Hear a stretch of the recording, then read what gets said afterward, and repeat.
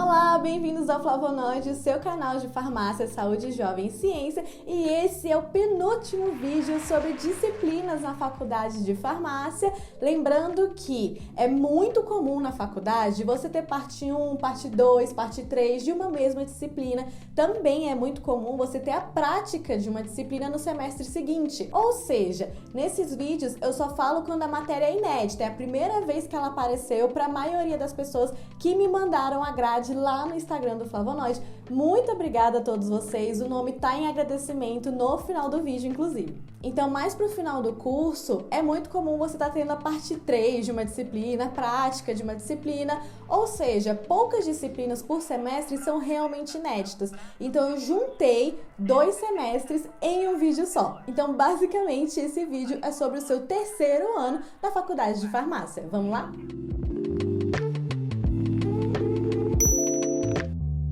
Uma disciplina que já apareceu para muita gente nas grades que eu vi, mas que para a grande maioria das pessoas com certeza vai ter nesse semestre, é a famosa farmacologia, que basicamente é a alma do nosso curso. Tudo bem que o farmacêutico pode trabalhar em muitas áreas diferentes, mas farmacologia é básico para várias e várias áreas. Então, nessa disciplina você vai entender melhor sobre medicamentos e também algumas terapias.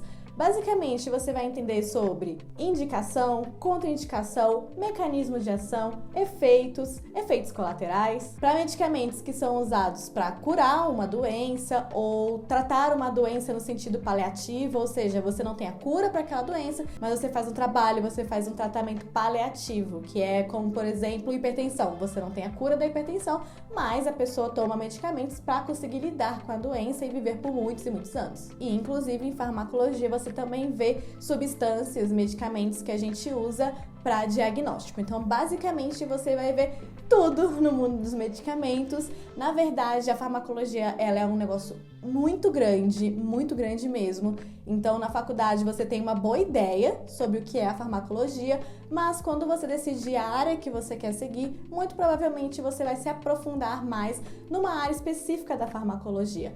Porque, por exemplo, a farmacologia, ela é dividida por classes. Então, nós temos diferentes classes para medicamentos. Mas, nas suas aulas, você vai ver que a maioria dos professores divide em sistemas. Ou seja, você vai ter num semestre farmacologia de medicamentos do sistema respiratório e cardiovascular. Aí, no outro semestre, farmacologia de medicamentos do sistema nervoso e do sistema endócrino. Então, é muito comum os professores dividirem em sistemas. Você vai ver um pouco de tudo. Mas vai que você vira farmacêutico oncológico. Então, logicamente, você vai se especializar e vai estudar bem mais a fundo farmacologia de medicamentos para câncer, por exemplo. Vai ter um vídeo aqui no meu canal exclusivamente falando sobre como estudar farmacologia, porque existem muitas técnicas que podem ser usadas, mas eu vou comentar aqui as principais que eu usei, que eu uso, e também que meus seguidores que falaram lá no Instagram do Flavonoide no Insta. Então eu já adianto para vocês que é bem particular a forma que você vai estudar farmacologia. Eu aconselho você testar diferentes técnicas e ver qual que você se sai melhor. Disciplinas que tem muito conteúdo, como farmacologia, é muito importante que você invista em revisão. Você pode fazer isso de diferentes maneiras. Existe flashcard, existe mapa mental, tem vídeo aqui no canal ensinando como é que faz, existe os próprios resumos em si. Então, você faz aquele material para revisão e quando for iniciar uma sessão de estudo, você vai revisar o que você já estudou. Farmaco você não aprende numa sentada só, como é possível em outras disciplinas. Farmaco você aprende ao longo de muitos meses e anos. Então, não se preocupem, é muito comum o estudante de farmácia achar que não sabe nada. Porque é tanta coisa que você acha que não sabe nada, mas confia em mim que você sabe. Quando você começar a trabalhar, você vai começar a praticar aquilo que você aprendeu na teoria e você vai ver que você sim sabe. Mas realmente só vai fazer diferença nos seus estudos se você lembrar sempre de fazer revisão. Outra coisa, farmaco tem sim muita decoreba. Você vai precisar decorar, por exemplo, quais são os princípios ativos de uma classe ou quais são os princípios ativos que têm mecanismo de ação parecido ou quais são são para uma doença específica. Então, algo que me ajuda, e eu vi muita gente comentar, são os mnemônicos. O que é isso? É quando você pega esses princípios ativos que você quer decorar e forma uma frase que faça sentido com a primeira letra de cada princípio ativo. Vou dar um exemplo. Oh shit. Oh shit em português seria a merda. O oh shit, ele fala pra você os principais princípios ativos que a gente usa na asma. Então, vamos lá. Oh shit. O de oxigênio, aí pulou H, né? S de salbutamol, H... Gente, eu não sei falar o negócio. Mas é H de hidrocortisona, I de hipratrópio e T de teofilina, viu? Cara, eu fazia muito tempo, de verdade, assim, que eu não lembrava de um negócio desse. Mas como eu sempre tenho na minha cabeça o oh shit pra asma, então eu sempre vou acabar lembrando desses princípios ativos. O mais legal é você fazer com frases que façam sentido pra você. Na internet vai ter um monte. Vai ter um monte de gente que deu ideia de frase e tal. Você pode pesquisar, super válido. De vez em quando eu até falo alguns. Mas eu acho muito mais divertido quando você faz com uma frase que faz sentido pra você. Então, uma frase que você coloca o nome da sua mãe no meio, algum hábito que você tem, alguma coisa assim. Eu fiz várias na faculdade, várias. Eu não vou falar aqui pra não passar vergonha. Em relação a livros, é algo também muito particular, acredite se quiser. Você vai ter muitos diferentes livros de diferentes autores. E assim, claro, eu não sei por onde começar. Eu indicaria o Farmácia Ilustrada, o Hengedale e o Goodman. O Goodman, ele vai ser provavelmente o livro que o seu professor vai indicar. Ele é esse livrão aqui, ó, que fica no meu cenário, tá vendo? Ele é livrão, ele é denso, ele é muito grande. Eu, sinceramente, acho que me arrependo de ter comprado ele, porque ele é muito caro. Na verdade, eu pedi de aniversário, porque, né, estudante não tem dinheiro. Mas assim, ele é muito denso, ele é excelente se você quer entender muito bem sobre um assunto, sobre uma classe, enfim.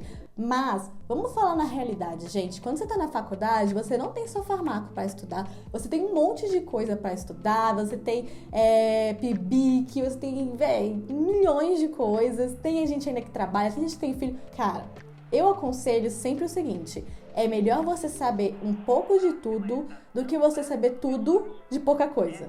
Então, o Goodman, muitas vezes, no final de semestre, eu tive dificuldade de estudar nele porque eu não tinha tempo, simplesmente, de conseguir ler tudo aquilo. E ele vai muito além do que talvez o seu professor queira que você saiba naquele momento. Ele fala até da história do medicamento, então ele é bem longo, Também, eu vi recentemente lançar o manual do Goodman.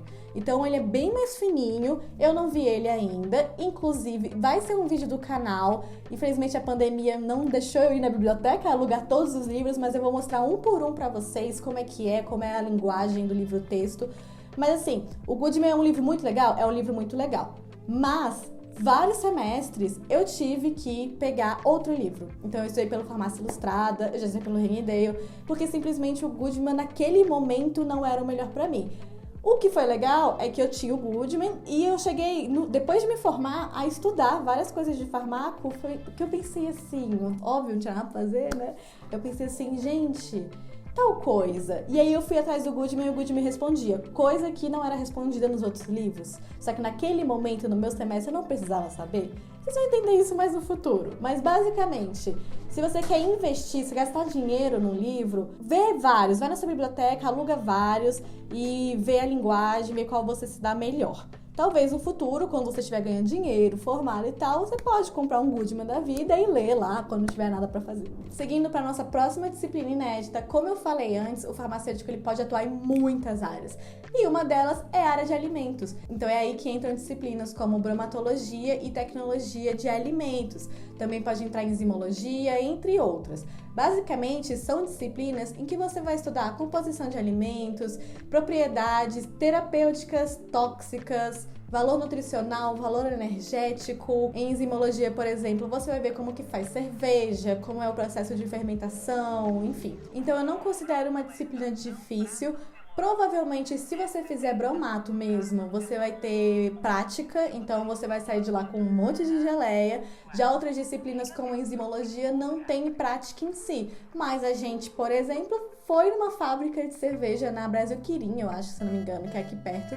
E eu consegui ficar bêbada. Céu do céu. E eu consegui ficar bêbada em 15 minutos. É para isso que serve visita a fábricas de cerveja. Nossa terceira disciplina desse vídeo vai ser epidemiologia, que eu já te adianto que é uma disciplina injustiçada, as pessoas não dão valor a ela e eu vejo muita gente não saber interpretar artigo científico porque não aprendeu epidemiologia. Então fica a dica para você prestar atenção. É em epidemiologia que você vai entender os fatores de propagação de doenças. Então você vai entender, por exemplo, por que uma doença se distribui numa certa população, qual que é a frequência, como é que se previne. Nos vídeos de parasita aqui do canal, vocês já viram que eu falo muito no começo coisas tipo assim, onde aquela doença acontece, em que populações, quem mais é acometido.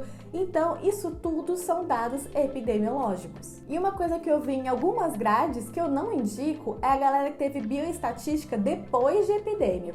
O que eu indico é você primeiro fazer bioestatística e depois fazer epidemiologia para você realmente entender. Nossa próxima disciplina é uma que muda muito o nome de acordo com a sua faculdade, mas a minha chamava farmacotécnica, então eu vou chamar assim. Basicamente é aquela disciplina em que você vai entender o que o povo lá na farmácia de manipulação está fazendo. Você vai entender melhor então sobre formulações, formas farmacêuticas, adjuvantes, insumos farmacêuticos. É nessa disciplina em que você vai ter a prática, que você vai aprender a fazer comprimido, cápsula, creme, enfim, cosméticos. E para essa parte prática, eu indico muito vários vídeos aqui do YouTube que tem de gente que trabalha mesmo nessa área. Inclusive é uma trend no TikTok montar cápsula, é incrível, né? Mas tem muito técnico em farmácia nos Estados Unidos, principalmente, ficando famoso, porque faz muito rápido o encapsulamento. Depois você dá uma olhada. E sim, nessa disciplina tem um leve cálculo. Gente, nada que não se resolva com regra de 3, não precisa pirar, é super simples. Também nessa disciplina vai ter uma parte de legislação, para você entender como uma farmácia de manipulação tem que ser.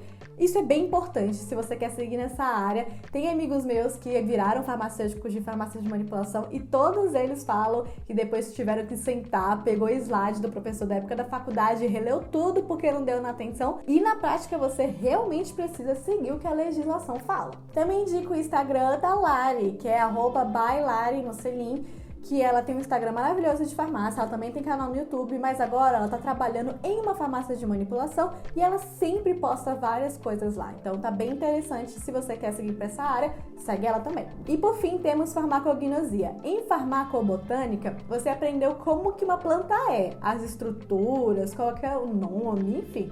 Agora, em gnosia, que é a evolução da botânica, você vai ver o que tem dentro daquela planta.